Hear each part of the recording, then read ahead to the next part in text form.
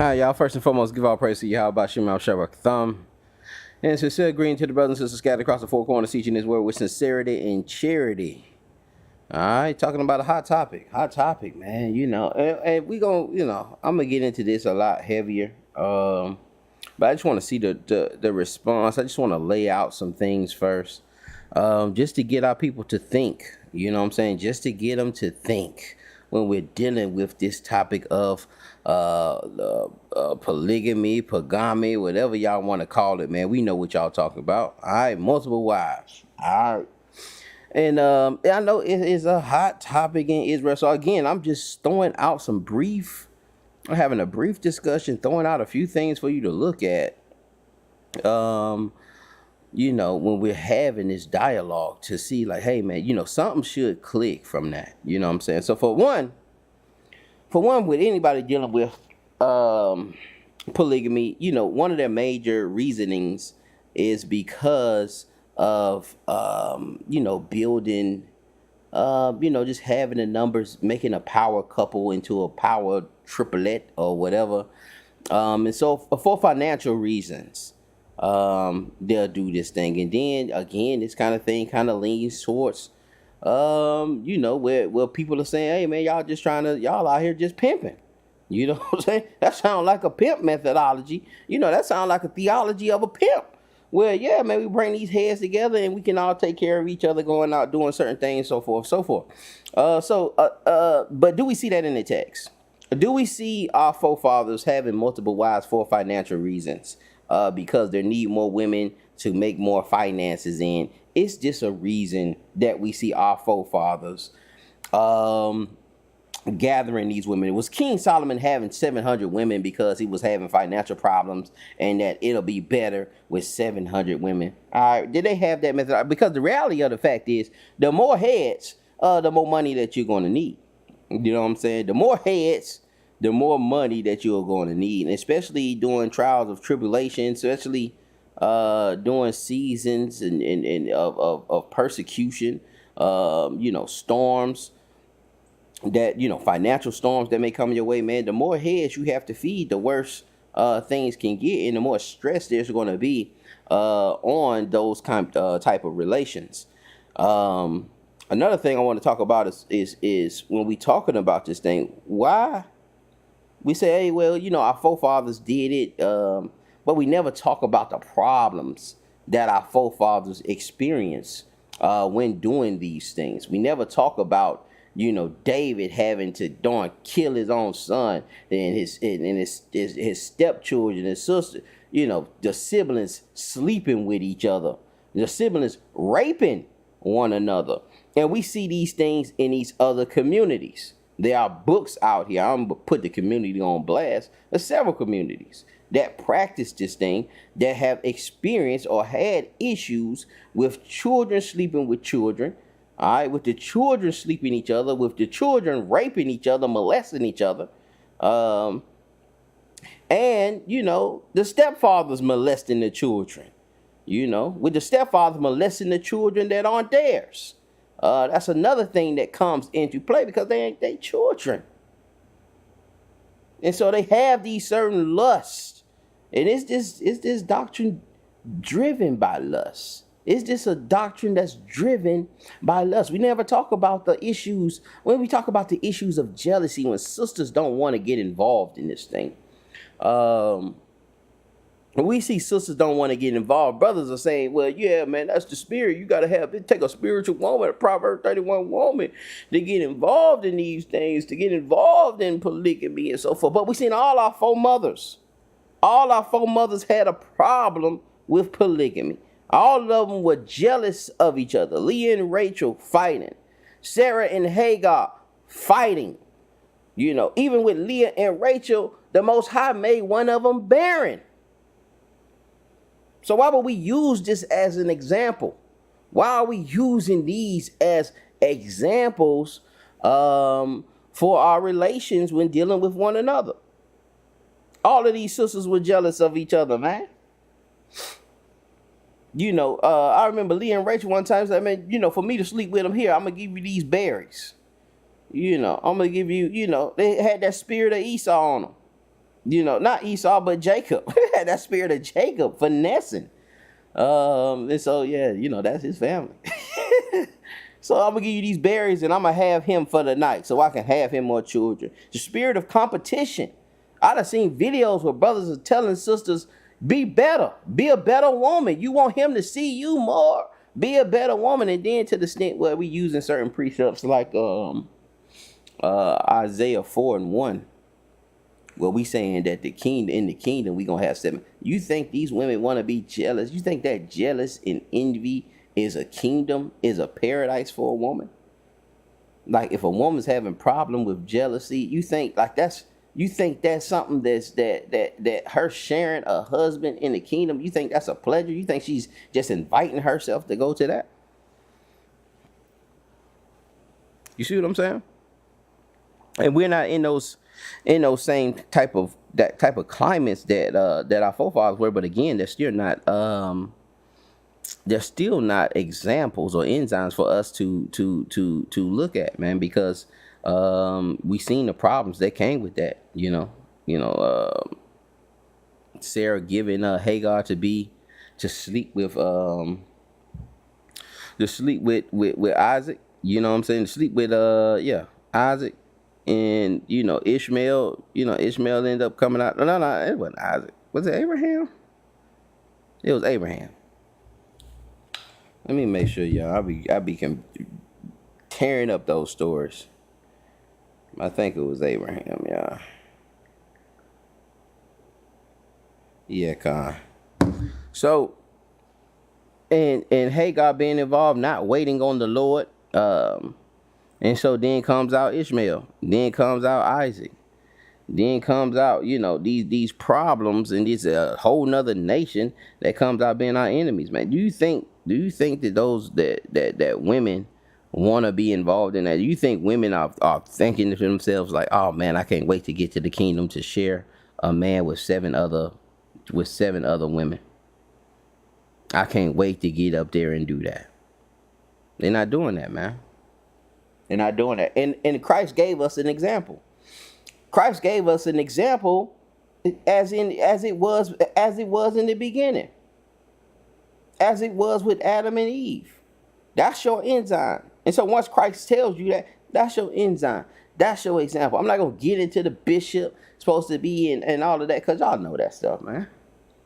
Y'all been ripping and running through that thing all this whole time, man. And this is another thing. If we talking about you having multiple, like why don't you talk about concubines? You say, yeah, man, our forefathers had multiple wives. Our forefathers also had concubines. Why don't you talk about the concubines? Why don't you talk about it and say, hey, man, you know what, these concubines, this is my concubine, and that I need more concubine, more. Let me get some of these heathen concubines. Let me make this sister here my concubine. You know why they don't say that? Because you couldn't sell it. So you can sell that marriage because women are kind of desperate for marriage. Sisters are kind of desperate for marriage. So you can kind of finesse your way with the marriage, but you can't finesse your way with a concubine. You could. It's a few that you could. Now, I ain't going to say yeah, no, but it's a few that you could. But they never promote concubine. They never promote prostitution. You know what I'm saying? Our forefather Judah got, Judah dealing with prostitution, dealing with Tamar. We never deal with that. We never deal with the whole situation with Judah and Tamar and, those brotherly rights, man, where, you got to sleep into your brother's wife when your brother has died and take them on. You don't never talk about that. Never talk about that. And so if we're saying multiple wives is okay, why ain't we saying concubines is okay? Why ain't we saying prostitution okay? Our forefathers, David had 10 concubines. Why we ain't just lining up and getting us some concubines? That's really what we want. Let's be honest, man. Prostitution. Judah, and some I've seen some of my brothers, some of these camps teach that prostitution is okay. That you lean away from it, but they do say, hey man, our forefathers, there is no sin against prostitution. Where is it at in the law? And that's the stance we take, but then we're not out here saying that. We're not out here promoting prostitution. We're not out here promoting concubines. All right, we out here promoting polygamy because we know that's the best sale for these sisters because a lot of them are desperate. A lot of them are desperate. So we're going to go to the text on this 7 wives thing. I want to go into the text with that. Oh, it looked like I was sharing my screen. Looking crazy. Hold on, y'all. Sharing my screen here. All right, we're going to go here to Luke 26. Luke 26, Leviticus 26:26. Now we know Leviticus 26. If you don't know, Leviticus 26 is the curses before the curses. All right, these are the curses before there was a Deuteronomy, and it's pretty much listing these same things, some of the same things, but it's a little different here and there. But Leviticus is pretty much like your Deuteronomy 28. All right, if you do not hearken unto these words. Okay, these are curses that are listed. Now we have one here in 26:26. And when I have broken the staff of your bread, all right, 10 women shall bake your bread in one oven, and they shall deliver you your bread again by weight, and ye shall eat and not be satisfied. All right, and so, brothers can take this and say, hey, man, you know what, man, the time gonna come when we have 10 women baking our bread. But this is a curse. He's explaining to you how much he's fin to punish you. He's giving examples of, he's trying to use examples of how horrible this thing is going to be in the times of his wrath. All right, and when I have broken the staff of your bread, 10 women shall bake your bread in one oven. All right, broken the staff meaning I've cut off your bread supply. I cut off your bread supply. 10 women will be able to bake in one oven. Why? Because it's so little bread going in there. They have so little bread to put in there. And they shall deliver you your bread, your portion. They're gonna ration you out your portion by weight. And you're gonna eat, but you ain't gonna be satisfied. Okay? You ain't gonna be satisfied. Now you say, why I'm going here? Why I'm going here? Okay, I get it. We ain't gonna have 10 wives here. This ain't saying that. This is a curse saying about the destruction. But the verse that we use is pretty much based off of the same thing, off of the same premise. If we go to Isaiah chapter 3, it has pretty much, we're seeing the destruction. God will remove the leaders. God will remove the leaders. Judah's women denounce. God will judge. What else we got going on? Okay, look at this. Okay. Isaiah 3:13 says, the Lord standeth up to plead and standeth to judge the people. The Lord will enter into a judgment with the ancients of his people and the princes thereof. For ye have eaten up the vineyard and spoil the poor, and the spoil of the poor is your houses, in your houses.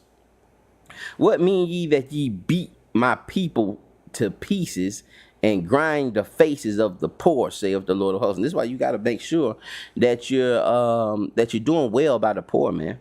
All right, you're doing justice with the poor. Moreover, the Lord said, because the daughters of Zion are haughty and walk with stiff forth necks and wanton eyes, walking and messing as they go and making a twinkling with their feet, therefore the Lord will smite with the scab of the crown and the heads of the daughters of Zion. All right, and the Lord will discover their secret parts. In that day, the Lord will take away their bravery of their twinkling ornaments about their feet and their cows and their round tires like the moon. The chains and the bracelets and the mufflers, the bonnets and the ornaments of the legs and the headbands and the tablets and the earrings, the rings and the nose jewels. And brother saying that, that we didn't never wear jewelry. But anyway, the changeable suits of apparel, the mantles and the wimples and the crimson pins, the glasses and the fine linen and the hoods and the veils. All women wore hoods and veils. They wore hoods and veils. And it shall come to pass that instead of sweet smell, there shall be a stink, and instead of a girdle of rent, and instead of wet, well set hair, baldness, and instead of stomacher, a girding of sackcloth, and burning instead of beauty, thy men shall fall. Watch this now. Thy men shall fall by the sword, and the mighty in war, and her gates shall lament in the morn, and she being desolate shall sit upon the ground. And that she there has switched to Israel. Again, removing their leaders, and and the people shall be oppressed everyone another, and everyone by his neighbor. The child shall behave himself proudly against the ancient, and the base against the horrible. When a man shall take hold of his brother of the house of his father, saying, Thou hast clothing, be thou our ruler. He said, listen, these jokers saying, hey, man, you got some clothes, man. That's our part. Man, you got some clothes. You go ahead and be our ruler, man. You got clothes. At least you got that. You could be our ruler. And let this ruin be under thy hand. In that day shall he swear, saying, I will not be an healer, for in my house is neither bread nor clothing. Make me not a ruler of their people. Man, I ain't got bread or clothing. I ain't no healer. I can't fix this thing. I don't have bread nor clothing in my house. All right, find somebody else to do this job. And I'm only bringing you here to show that the men have been desolate. They've fallen by the sword. They've fallen into famine and pestilence. The women have fallen. They have on this stink and girdle of baldness and burning instead of beauty. And then we go here in verse. Listen what we do in the next verse. Watch what we do in Isaiah 4. Oh, wait, I can just hear here. Yep, it says, and in that day, 7 women shall take hold on one man, saying, we will eat our own bread, all right, and wear our own apparel. Now, why is he saying that? Because we just seen that, anybody who had some bread and some clothing, Joseph was so poor that anybody that had some bread and some clothing, they would, they tried to make them the leader. I try to make them the leader. These women saying, listen, man, we have bread. We have our own apparel. Only let us be called by that name to take away our reproach. And what was, a reproach back in those days for a woman not to be, of old age, even today, to be of old age and not be married, not have kids, not bring forth, not have an inheritance, because that would lead you to being a prostitute or being out here poor, gleaning the fields with the strangers and the orphans. All right, so you wanted to be married and to give your husband a son, so that son could be your covering no matter what. So you'll always have land. You always have somewhere to stay in a roof. You always have a cover, basically. So let us to take away that reproach. And so they saying, this is not saying that 7 women are taking hold and they've married you. No, it's 7 women trying to marry one man. Why? Because there's so few men there. There's also so few men there because all of them has been killed. So it's so few men there. You got 7 women trying to marry you, not necessarily, oh, we all finna marry you and we finna be your wives together and you finna be able to take care of us in a famine where there ain't no bread. There ain't no bread, there ain't no clothes. They like, hey, you don't even have to take care of us. We got our bread, we got our clothes. Just take this reproach off of us. And so why would this be kingdom connotation with these folks being a reproach? Now,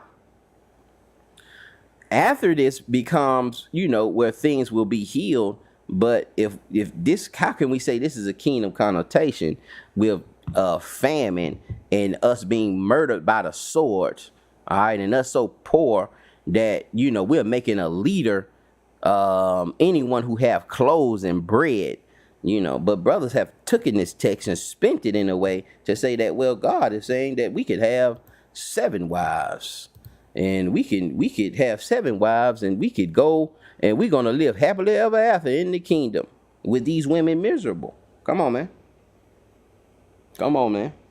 Why not just get you some? Why not just get you some concubines, man? And I don't see nobody doing that. I don't see no camp saying, man, hey, let us line ourselves up with some concubines. So that Isaiah 14 is definitely a misinterpretation of the text. That is not telling you that you're going to have 7 wives in the kingdom. That is telling you that things are going to be so bad during the wrath of God, whatever period that is, that wrath of God comes, it's going to be so terrible that 7 women, so many men, so few men that are left alive, that 7 women will try to approach one man. All right. And that reproach still stands today because the thing that hurts women the most when that Kevin Samuels was doing his thing, uh, was somebody saying, "Hey, die alone," or a woman just living the rest of her life without being married, or understanding. And this is kind of changing the thinking of a lot of women, because they're starting to realize, like, wait a minute, man, time is ticking. I gotta stop playing. I gotta stop playing. I gotta get out of this whore culture. I gotta stop trying to be, taking on these ideologies of the world. And maybe I need to try to, start being a helpmate and start thinking about trying to do that and trying to take this thing serious. But that is one of the reproaches that women even have to this very day, is dying alone.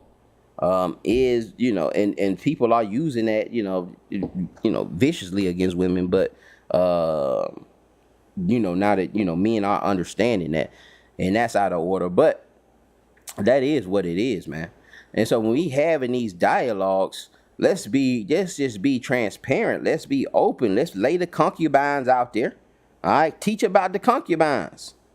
Tell the women too, man, that, hey, man, our forefathers had concubines too. Why don't you just come be my whore? All right, you just be my whore. I can sleep with you. My sons can sleep with you, and we'll just feed you. And see if your wives want to fund that. What I'm saying? Since the funding coming from the women, and you bringing all the women together, if the funding coming from, see if your wives want to fund you having a concubine. So that she can wash the dishes sometimes and help them out. And all our women had handmaids and servants, and that's what they used to come. That's what the bridesmaids used to be. But a lot of us ain't even having no weddings either. A lot of us ain't following the law of the land. A lot of these things are illegal in some lands. You can go to Utah with it. You know what I'm saying? You go to Utah, them heathens have got that law passed there, where I think they have decriminalized polygamy. But, even if you go through there and you interview those folks, see, Esau tell the truth before Jake. Jake could hide the truth. That's why all of these polygamous relationships are in hiding.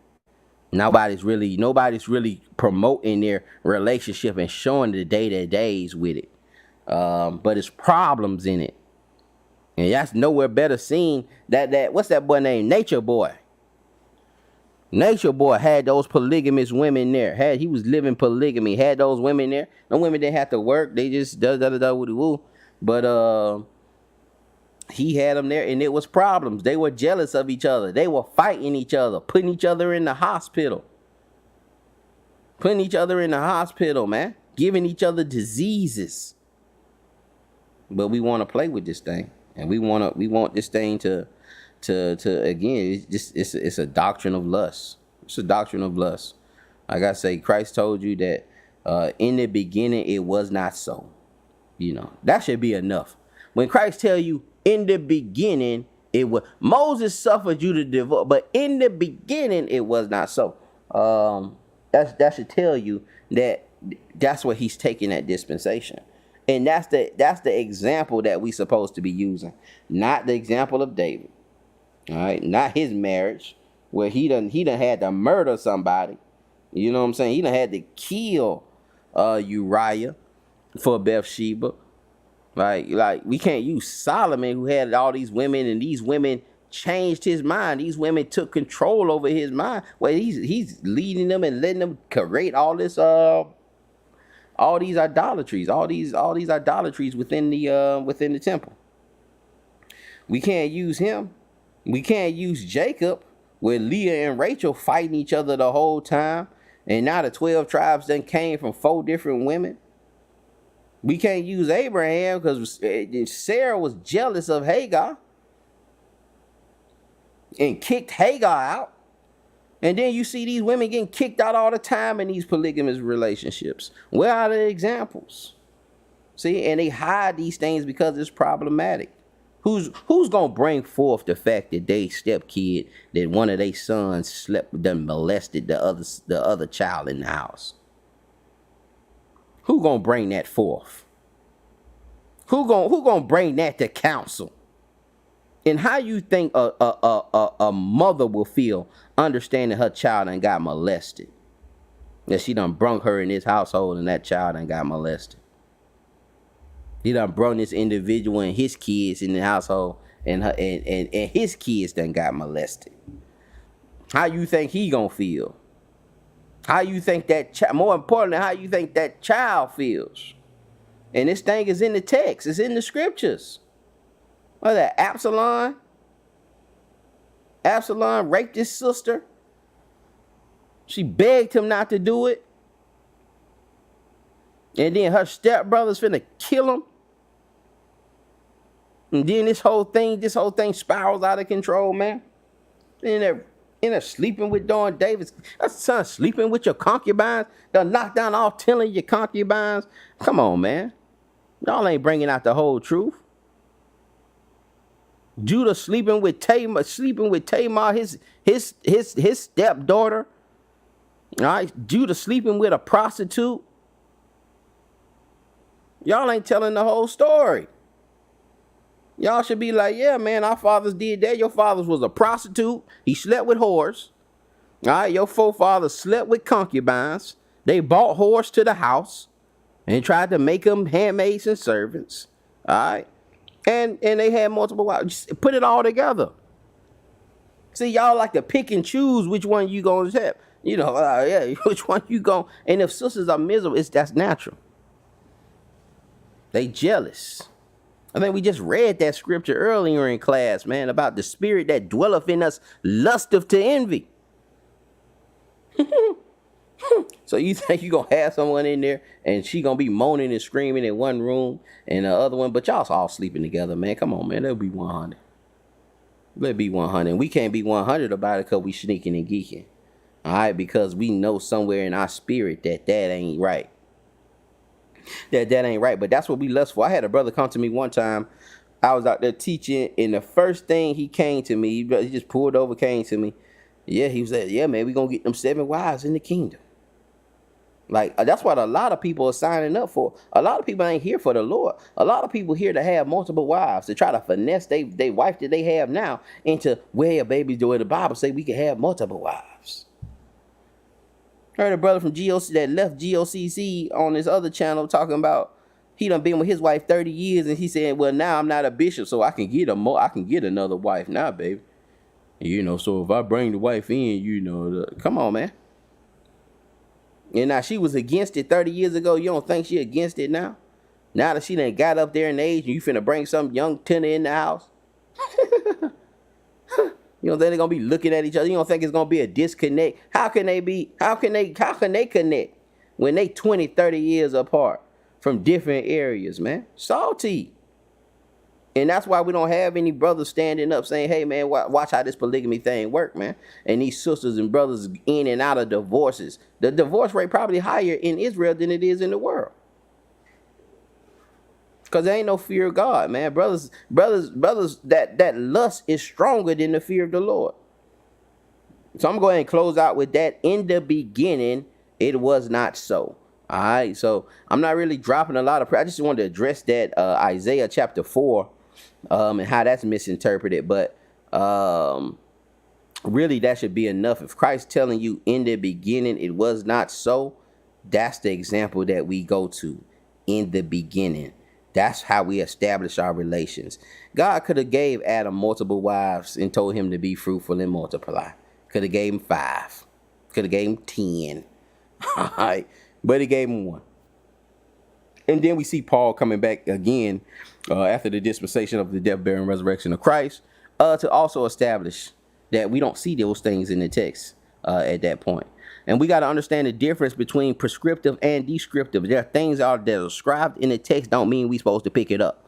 Just because we see Judah sleeping with a whore don't mean that we can sleep with whores. But there are brothers out here teaching that. Just because we see Solomon have 700 women that drove him to idolatry, that don't mean that we get 700 women. We can get as many wives as our pockets can gather up. And then at the same time, you ain't even using that methodology because using the methodology to say, hey, man, you know, it's just better business, man. You know, we got 3 heads better than 1 and da-da-da-da-da, woody-woo.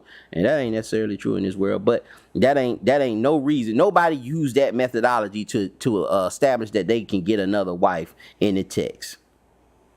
Solomon had plenty of money. Hey, that was the last thing on his mind. Last thing on David's mind. Last thing on Abraham's mind. Nobody was making that argument in the text. So why do we feel that that's a sufficient argument today? Because of our flesh, because of our lust. Why ain't we promoting these concubines? That's my major question to folks. Why ain't we promoting the concubines? We promoting the polygamy, but we had a lot of concubines that we could throw out. Matter of fact, let me tell you this: we can throw the concubine. Y'all know the story about the I think it was the concubine, and the Benjamites raped her into pieces. The Benjamites raped her to death. Huh? Why ain't we telling the folks about, hey man, our forefathers had some concubine. Get you a concubine. Get you an Edomite concubine and let the brothers rape her to death. Then cut her up into pieces and send her around. You Negro just talking about some wives, man. It's concubines and prostitutes that you could sleep with also. Your forefathers was into that also. What was it? It was a comedian saying, yeah, I'm into that. It was a comedian doing it. I forgot his name. Tony Barker. And I was watching, he always do those animal voiceovers, but it was something he was doing with his other brother. He was like, yeah, I'm into that. Yeah, y'all into the multiple wives. Y'all ain't into the concubines? Come on now. It's just the concubines is a harder sell. That's all. The prostitutes is a harder sell. But it's some brothers that do believe that if you push them and hold them to the fire on it, they will say, yeah, prostitution, for us to sleep with a prostitute is legal. And you in their camps. Some of you married to them. So you know your flesh, man. You know, and all the jealousy that went on throughout that, man, you can't expect these sisters to not be jealous when they foremothers were jealous. Come on now. They foremothers were jealous. You don't think they gonna be jealous? Rachel was jealous of Leah. You don't think that Sarah was jealous of Hagar? You don't think that they gonna be jealous of each other? Come on now. One doing all the work. I seen a sister on Facebook got sent home. She done joined some Torah only marriage and was sent back home in 3 days. Man, that man done smashed her and sent her back home, man. And her wife sat there and knew that's what he was doing. She knew the whole time that he was bringing this new woman in just so he can smash. He smashed her and got that thing out of his system. And once it got out of his system, felt bad about it, sent her home. And a lot of y'all getting lined up with that because y'all thinking it's sweet. You thinking it's sweet. But, man, you know, gird yourselves, man. Be careful with that thing. My thing is, too, man, how you defend the country. If you going to hit my comments or say anything about this video, I welcome them. But I want to address, why don't we sleep with the concubines? Why ain't we sleeping with the prostitutes? Why are we saying pornography is a sin if we can sleep with prostitutes? What law? You know, if that's what we're saying, what law? And I end with that. Y'all be blessed, Israel. Y'all hit the comments. Let me know what y'all think, man. Hot topic. And like I said, this is just a brief discussion, man. You want to bring scriptures, man, we can come out with the scriptures. But I already addressed that Isaiah 4. I addressed pretty much a lot of the situations. But yeah, if you have some scriptures to put in there to justify polygamy, we can have that discussion. But I just want to make sure that we address, you see, some of the topics that we need to do. We need to address them concubines and them prostitutions, because polygamy is legal, then prostitution is, and concubines is also. There's no way you can not say that those ain't illegal. And you can't question brothers on, and if those are legal, how you gonna question a brother on pornography? All right? How you gonna question a brother on being in the strip club? How we gonna talk about being in the strip club when we can have concubines? Bro, leave them brothers alone. Let them have their Passover at wherever they want to have it at, man. Let them bottle girls come through and twerk on them and do whatever they need to do, man. Let them concubines twerk on them. They concubines. With that, I say shalom, y'all. Y'all be blessed.